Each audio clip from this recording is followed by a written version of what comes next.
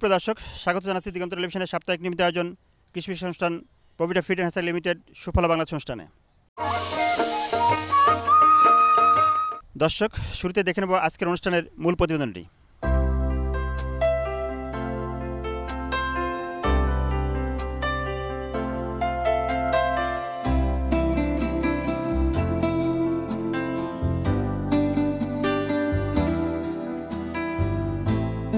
বাংলাদেশ কৃষি উন্নয়ন কর্পোরেশন ময়মনসিংহের মুক্তাগাছা উপজেলার কাশিমপুর বীজ উৎপাদন খামারে বেসরকারি সংস্থা গোল্ডেন বার্ন ইনকর্পোরেশন ও বিএডিসির যৌথ উদ্যোগে সম্পূর্ণ যান্ত্রিক পদ্ধতিতে তাইওয়ানের M11 ও M1 জাতের ধান উৎপাদনে ব্যাপক সফলতা পেয়েছে।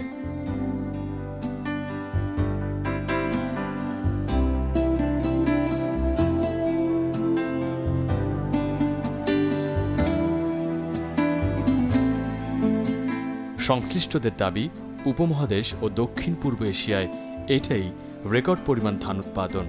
এ প্রযুক্তি সারা দেশে কৃষক পর্যায়ে সম্প্রসারণ করতে পারলে বাংলাদেশে এ জাতের ধান উৎপাদনে বৈপ্লবিক পরিবর্তন আসবে বলে জানান গোল্ডেন বার্ন ইনকর্পোরেশনের ব্যবস্থাপনা পরিচালক শাহদাব আকবর। আমরা অত্যন্ত আনন্দিত যে আমরা বিদেশ থেকে তাইওয়ান থেকে যে দুটো ভ্যারাইটি এনেছিলাম সেটার আজকে আনুষ্ঠানিকভাবে হারভেস্ট করা হলো। 14% ময়েশ্চারে একটা ভ্যারাইটি 9.8 টনস আরটা 9.6 টন হেক্টর প্রতি প্রোডাকশন হয়েছে। এই ভ্যারাইটি দুটো আমরা যদি সরকারের সংশ্লিষ্ট কর্তৃপক্ষের কাছ থেকে অনুমতি বা ছাড়পত্র পাই তাহলে এটা বাংলাদেশের প্রান্তিক কৃষক পর্যায়ে পৌঁছে দেওয়া যাবে এবং এই ধানটা আমরা যেদিন ট্রান্সপ্ল্যান্ট করেছি, যে বপন করা হয়েছে, সেদিন থেকে মাত্র 80 দিনের মাথায় আমরা এই ধান কর্তন করলাম, যেটা শর্ট ভ্যারাইটি হিসাবে গণ্য করা হয় এবং এটা ইনব্রেড ভ্যারাইটি এবং ইনব্রেড ভ্যারাইটির মধ্যে এই সাবকন্টিনেন্টে এবং সাউথ ইস্ট এশিয়াতে এটা একটা রেকর্ড। আমরা আশা করি সরকারের সর্বাত্মক সহযোগিতা পাবো এবং সর্বাত্মক সহযোগিতা পেলে আমরা প্রান্তিক কৃষক পর্যায়ে খুব দ্রুত এটা নিয়ে যেতে পারবো।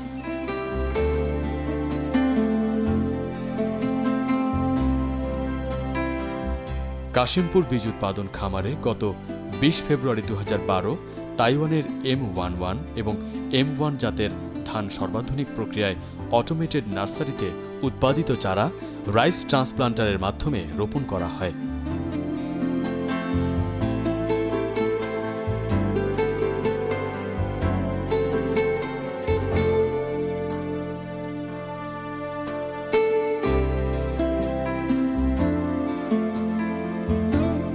অটোমেটে সিডলিং মেশিনের দুটি কার্যকরী দিক রয়েছে, যেমন প্রথমত রোপণের জন্য চারাগাছ বেড়ে ওঠে ট্রেতে এবং সেখানেই সকল প্রকার রোগ প্রতিরোধক দেয়া হয় এবং মাত্র 20 দিনে চারাগাছ বেড়ে ওঠে।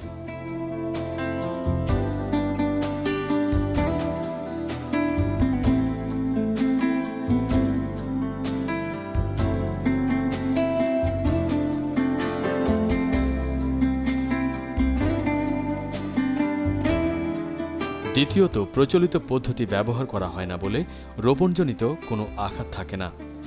ওয়াকিং ট্রান্সপ্লান্টারের মাধ্যমে মাত্র 10 ঘন্টায় 1.5 হেক্টর জমি রোপণ করা যায়, যেখানে প্রচলিত পদ্ধতিতে 60 জন শ্রমিকের দরকার হয়। এতে দেখা যায় কৃষকের 18% খরচ সাশ্রয় হয় এবং ধানক্ষেত 20% পরিমাণ বৃদ্ধি পায়, ফলে ধানের ফলন সার্বিকভাবেই বৃদ্ধি পায়।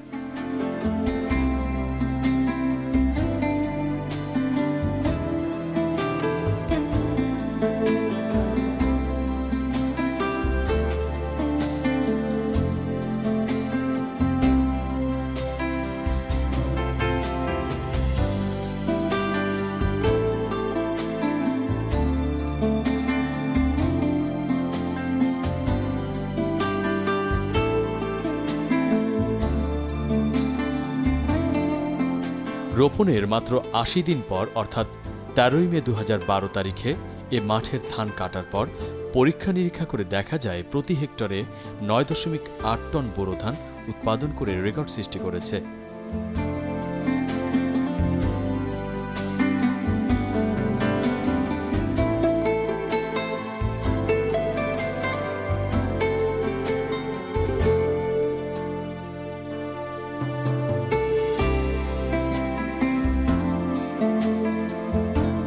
দর্শক, সময় হলো অনুষ্ঠানের প্রথম বিরতির, সাথেই থাকুন।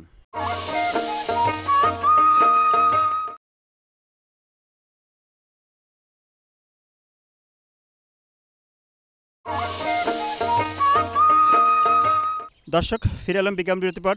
এখন দেবো অনুষ্ঠানের বাকি অংশ।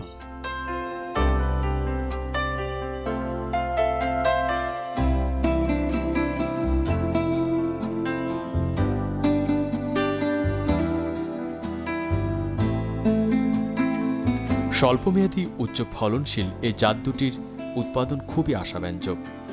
এই জাত দুটির আরেকটি বৈশিষ্ট্য হল বোরো ও আমন উভয় মৌসুমে চাষ করা যায়। আগামী 2-3 বছর বিভিন্ন এলাকায় এই ধান পরীক্ষামূলকভাবে চাষ করে আবহাওয়া উপযোগী প্রমাণিত হলে কৃষক পর্যায়ে সম্প্রসারণ করা হবে বলে জানান বিএডিসি কর্তৃপক্ষ।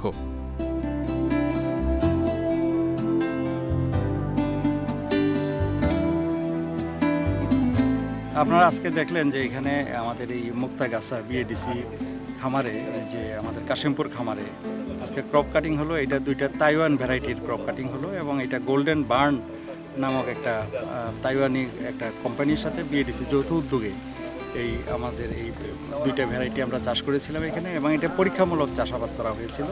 তো আমাদের অগ্রাধিকার হলো 2টা। একটা হলো যে শর্ট ডিউরেশন বা স্বল্প মেয়াদি হতে হবে, আর একটা হলো উচ্চ ফলনশীল হতে হবে। এখানে আপনারা দেখলেন যে এই যে 2টা ভ্যারাইটি, এই 2টা ভ্যারাইটির ধান 105 দিনে বীজ থেকে বীজ 105 দিনে হয়। তো সেই ক্ষেত্রে এটা স্বল্প মেয়াদি, কারণ আমাদের যে উচ্চ ফলনশীল যে জাত আমাদের আছে বিয়ার 28, 29, এগুলোও আপনার অনেক ক্ষেত্রে দেখা যায় 135, 40 থেকে 155 দিন পর্যন্ত। তো এটা short variety, short duration variety, স্বল্প মেয়াদের। আরেকটা হলো যে এটার উচ্চ ফলনশীলতা রয়েছে। এখানে আপনারা দেখলেন যে হেক্টরে আমরা যে ক্রপ কাটিং করলাম সেটা 9 টনেরও উপরে। তো 9 টনের উপরে যদি হেক্টরে হয়, বিঘায় আমি কনভার্ট করি, তাহলে পরে এটা হবে প্রতি বিঘাতে প্রায় 35 মনের কাছাকাছি। তো এই 2টা যে আমাদের শর্ত, এই 2টাই এটা পূরণ করতে পেরেছে। তো আমরা আশা করি যে এটা যেহেতু পরীক্ষামূলক এবং এই 2টা ভ্যারাইটির চাষ এখানেই প্রথম হলো, এবং আমরা চাইবো যে আরও এটা বিভিন্ন লোকেশন স্পেসিফিক বা বিভিন্ন অঞ্চল ভিত্তিক আমরা এটা ট্রায়াল দিব, এবং আমরা আরও 1-2টা সিজন ট্রায়াল দিয়ে দেখব যে এটা কতটুকু আমাদের জলবায়ুর সাথে, আমাদের ক্লাইমেটিক কন্ডিশনে বা জলবায়ু এবং আমাদের যে সয়েল কন্ডিশনে এটা কতটুকু খাপ খায়। তো আমরা আশা করছি যে এই পরীক্ষা আমাদের কার্যক্রম চলবে, এবং যখন আমরা পূর্ণ সফলতা পাবো তখন আমরা এটা চাষি পর্যায়ে দিব।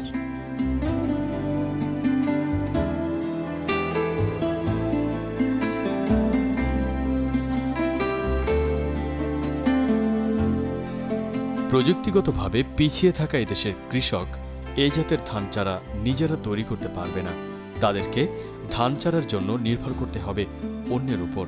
এদেশের কৃষক যেন নতুন করে কারো কাছে বন্দিত্ব বরণ না করে, তাই সতর্ক পদক্ষেপ নেয়ার পক্ষেও মত দেন কেউ কেউ।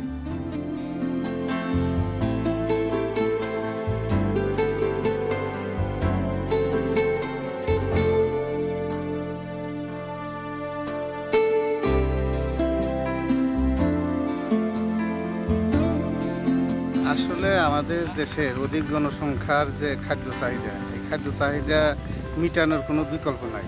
যে কোনোভাবেই ফসল উৎপাদন করে এই অধিক জনসংখ্যার খাদ্যের যোগান দিতে হবে। তো সেই নিরিখে আজকে যে আমরা মাঠ দিবস দেখলাম, সেখানে বিএডিসি তাইওয়ান থেকে একটা ভ্যারাইটি এনেছে। তো এই ভ্যারাইটি সম্পর্কে একটি মৌসুমে এরা চাষ করেছে। একটি মৌসুমে এই ভ্যারাইটি সম্পর্কে পুরোপুরি মূল্যায়ন করা সম্ভব না। এখানে 2টা বা 3টা বা 4টা মৌসুম যেতে হবে। যাওয়ার পরে আমাদের দেশের আবহাওয়ার সাথে কতটুকু সঙ্গতিপূর্ণ, সেই সঙ্গতিপূর্ণ অবস্থার প্রেক্ষিতে তার ফলন, তার উৎপাদন খরচ, এগুলোর বিচারে কৃষক পর্যায়ে এটা গ্রহণযোগ্য হবে কি হবে না তখন বোঝা যাবে। এখনই এই মুহূর্তে যদি আমি বলি যে এটা গ্রহণযোগ্যতা আছে বা নাই, তাহলে সেটা ভুল হবে। গ্রহণযোগ্যতা আগামী দিনগুলোতে কৃষক নির্ধারণ করবে।